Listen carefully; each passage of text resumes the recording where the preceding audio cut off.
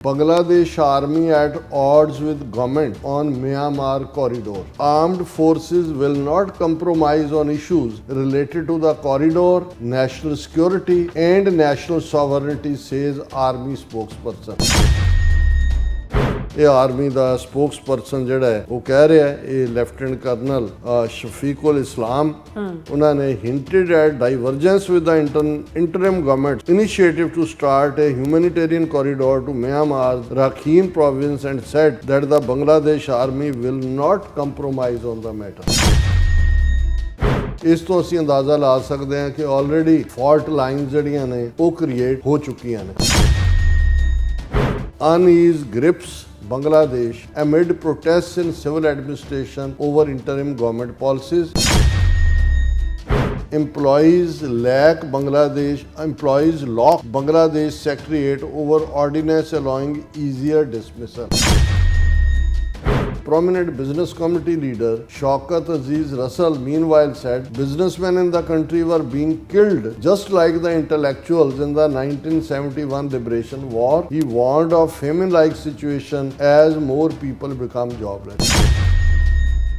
ਹੁਣ ਜਿਹੜੀ ਮੁਹੰਮਦ ਯੂਨਸ ਦੀ ਹਕੂਮਤ ਥੱਲੇ ਸਿਚੁਏਸ਼ਨ ਹੈ ਉਹਨੂੰ 1971 ਨਾਲ ਕੰਪੇਅਰ ਕੀਤਾ ਜਾ ਰਿਹਾ ਕਿ ਜਿਵੇਂ ਜੀ ਪਾਕਿਸਤਾਨ ਦੀ ਫੌਜ ਉਸ ਵੇਲੇ ਇੰਟੈਲੈਕਚੁਅਲਸ ਨੂੰ ਮਾਰ ਰਹੀ ਸੀ, ਬਿਜ਼ਨਸਮੈਨ ਨੂੰ ਮਾਰ ਰਹੀ ਸੀ, ਇਹ ਹਾਲ ਹੁਣ ਹੈ. ਵੀ Assam CM reminds Dhaka of 2 Bangladesh chicken necks. Already ਕਾਫੀ ਹੱਦ ਤੱਕ ਫੌਜ ਦਾ ਜੇ ਸਪੋਕਸਮੈਨ ਇਸ ਲੈਵਲ ਤੇ ਪਬਲਿਕਲੀ ਕਹਿੰਦਾ ਹੈ ਕਿ ਜੀ ਜੇ ਤੁਸੀਂ ਮਿਆਂਮਾਰ ਦੇ ਨਾਲ ਹਿਊਮੈਨਿਟੇਰੀਅਨ ਕੋਰੀਡੋਰ ਬਣਾਉਣਾ ਹੈ ਤੇ ਇਹ ਤਾਂ ਅਸੀਂ ਨਹੀਂ ਹੋਣ ਦੇਵਾਂਗੇ. ਇਹਦਾ ਮਤਲਬ ਇਹ ਹੈ ਕਿ ਆਲਰੇਡੀ ਫੌਜ ਦੇ ਵਿੱਚ ਇਹਨਾਂ ਦੀ ਪੂਰੀ ਘੁਸਪੈਠ ਹੈ. ਸਿਵਲ ਸੈਕਟਰੀਏਟ ਨੂੰ ਲੌਕਅਪ ਕਰਵਾਉਣਾ ਵੀ ਦੱਸ ਦਿੰਦਾ ਇਹ ਹੈ. ਔਰ ਅਸਾਮ ਦੇ ਚੀਫ ਮਿਨਿਸਟਰ ਦਾ ਕਹਿਣਾ ਕਿ ਜੀ ਅਸੀਂ ਤੁਹਾਡੇ 2 ਜਿਹੜੇ ਚਿਕਨ ਨੈਕ ਨੇ ਉਹਨਾਂ ਨੂੰ ਅਸੀਂ ਮਰੋੜ ਦੇਵਾਂਗੇ. ਇਸ ਤੋਂ ਇਹ ਲੱਗਦਾ ਹੈ ਕਿ ਸਮਥਿੰਗ ਇਜ਼ ਇਨ ਦਾ ਆਫਿੰਗ. ਕੁਛ ਨਾ ਕੁਛ ਹੋਣ ਜਾ ਰਿਹਾ ਬੰਗਲਾਦੇਸ਼, ਕੋਈ ਕੂ ਦੇ ਨਾਂ ਥੱਲੇ, ਡਾਇਰੈਕਟ ਇੰਟਰਫੇਰੈਂਸ ਦੇ ਨਾਂ ਥੱਲੇ ਜਾਂ ਕਿਸੇ uprising. Viewers welcome back from program. Viewers ਗੱਲਬਾਤ ਕਰਨ ਜਾ ਰਹੇ ਹਾਂ ਕਿ ਬੰਗਲਾਦੇਸ਼ ਦੇ ਵੱਲ ਨਾ ਕਿ ਬੰਗਲਾਦੇਸ਼ ਚੋਂ ਆ ਰਹੀਆਂ 2-3 ਖਬਰਾਂ ਇਸ਼ਾਰਾ ਕਰਦੀਆਂ ਹਨ ਕਿ ਭਾਰਤੀ ਖੁਫੀਆ ਏਜੰਸੀਆਂ ਰਾਹ ਵੱਲੋਂ ਮੁਹੰਮਦ ਯੂਨਸ ਦੀ ਸਰਕਾਰ ਦਾ ਤਖਤਾ ਪਲਟਣ ਦੀ ਸਾਜ਼ਿਸ਼ ਕੀਤੀ ਜਾ ਰਹੀ ਹੈ. ਸੋ ਇਸ ਲਈ ਬੰਗਲਾਦੇਸ਼ ਦੀ ਫੌਜ ਨੂੰ ਵਰਤਿਆ ਜਾ ਰਿਹਾ ਹੈ. ਸੋ ਇਸ ਬਾਰੇ ਆਪਾਂ ਗੱਲਬਾਤ ਕਰਾਂਗੇ. ਸੋ ਅਸੀਂ ਚਾਹਾਂਗੇ ਕਿ ਤੁਸੀਂ ਇਸੇ ਤਰ੍ਹਾਂ ਜੁੜੇ ਰਹਿਣਾ. ਦੇਖਣ ਸੁਣਨ ਲਈ ਐਂਡ ਲਿਖਣ ਲਈ ਤੁਹਾਡਾ ਸਭ ਦਾ ਬਹੁਤ ਬਹੁਤ ਧੰਨਵਾਦ. ਜੀ ਡਾਕਟਰ ਸਾਹਿਬ, ਕੀ ਵਿਚਾਰਾਂ ਨੇ? ਦੇਖੋ, ਪਿਛਲੇ ਦਿਨਾਂ 'ਚ ਅਸੀਂ ਸਟੋਰੀ ਕੀਤੀ ਸੀ ਜਿਹੜੀ ਸਾਡੀ ਸਭ ਕਾਫੀ ਵਾਇਰਲ ਹੋਈ ਕਿ ਕਿਵੇਂ ਚਾਈਨਾ, ਪਾਕਿਸਤਾਨ, ਬੰਗਲਾਦੇਸ਼ ਵੱਲੋਂ ਸਿਲੀਗੁੜੀ ਜਿਹੜੀ ਚਿਕਨ ਨੈਕ ਹੈ ਜਿਹਦੇ ਨਾਲ 7 ਸਟੇਟਾਂ ਨਾਰਥ ਈਸਟ ਦੀਆਂ ਔਰ ਉਹਨਾਂ ਦੇ ਨਾਲ ਸਿੱਕਮ ਵੀ ਸ਼ਾਮਲ ਹੈ, ਉਸ ਦਾ ਜਿਹੜਾ ਉਹ ਕੱਟ ਆਫ ਹੋ ਜਾਂਦਾ ਬਾਕੀਆਂ ਨਾਲੋਂ.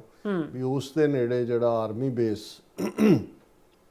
ਸੈਕੰਡ ਵਰਲਡ ਵਾਰ ਵੇਲੇ ਬ੍ਰਿਟਿਸ਼ਰਸ ਨੇ ਡਿਵੈਲਪ ਕੀਤਾ ਸੀ, ਬੰਗਲਾਦੇਸ਼ ਦਾ ਹਿੱਸਾ ਹੈ, ਟੈਰੀਟਰੀ ਤਾਂ ਉਹ ਬੰਗਲਾਦੇਸ਼ 'ਚ ਹੈ, ਵੀ ਉਹਨੂੰ ਚਾਈਨਾ ਔਰ ਪਾਕਿਸਤਾਨ ਔਰ ਬੰਗਲਾਦੇਸ਼ ਮਿਲ ਕੇ ਡਿਵੈਲਪ ਕਰ ਰਹੇ ਨੇ, ਜਿਹਦਾ ਬਹੁਤ ਵੱਡਾ ਰਨਵੇ ਹੈ, 1000 ਏਕੜ ਤੋਂ ਜ਼ਿਆਦਾ ਦੂਸਰਾ.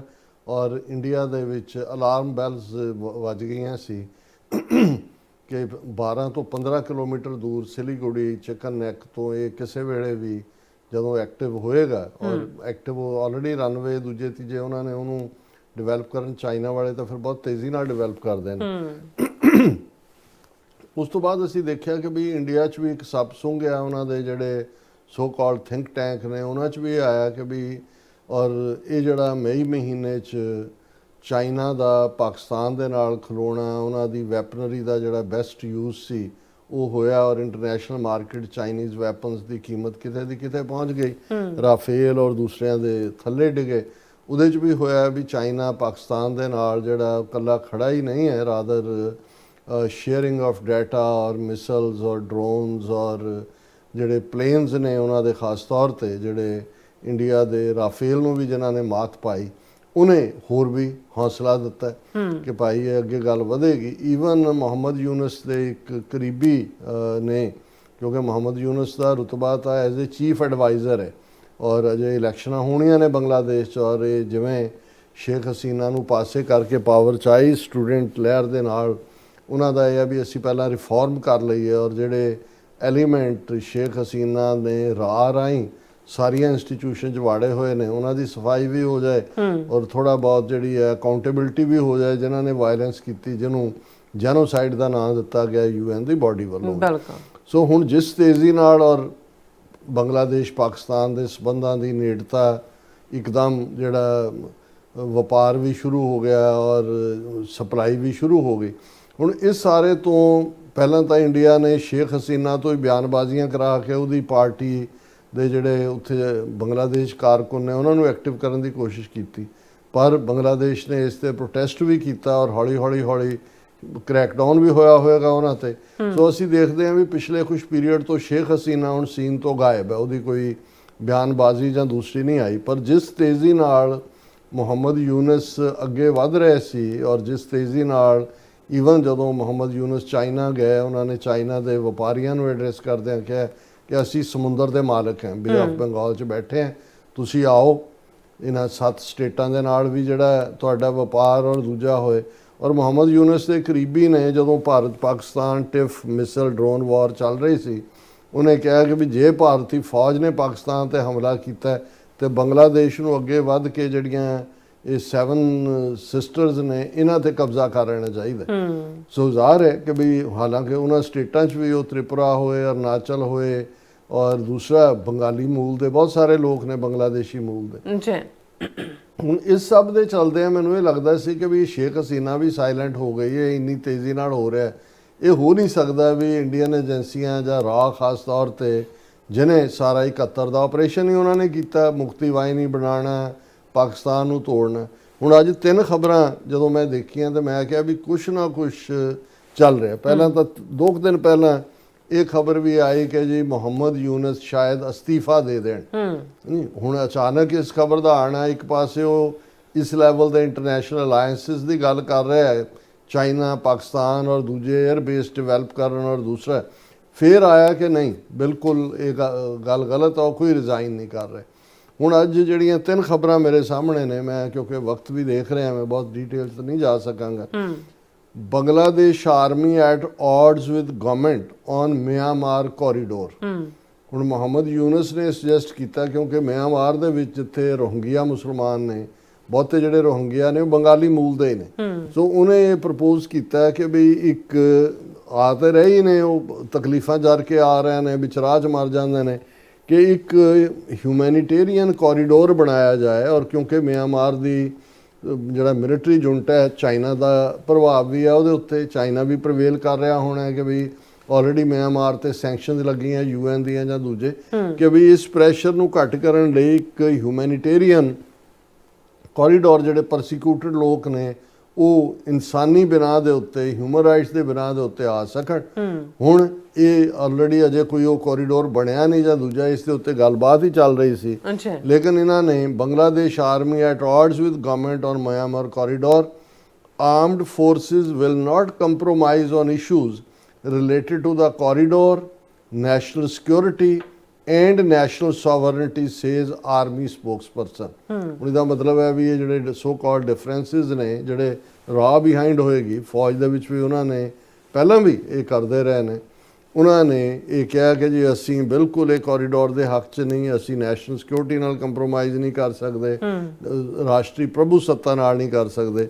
ਇਹ ਆਰਮੀ ਦਾ ਸਪੋਕਸਪਰਸਨ ਜਿਹੜਾ ਹੈ ਉਹ ਕਹਿ ਰਿਹਾ, ਇਹ ਲੈਫਟੀਨੈਂਟ ਕਰਨਲ ਸ਼ਫੀਕੁਲ ਇਸਲਾਮ, ਉਹਨਾਂ ਨੇ hinted at divergence with the interim government's initiative to start a humanitarian corridor to Myanmar's Rakhine province and said that the Bangladesh army will not compromise on the matter।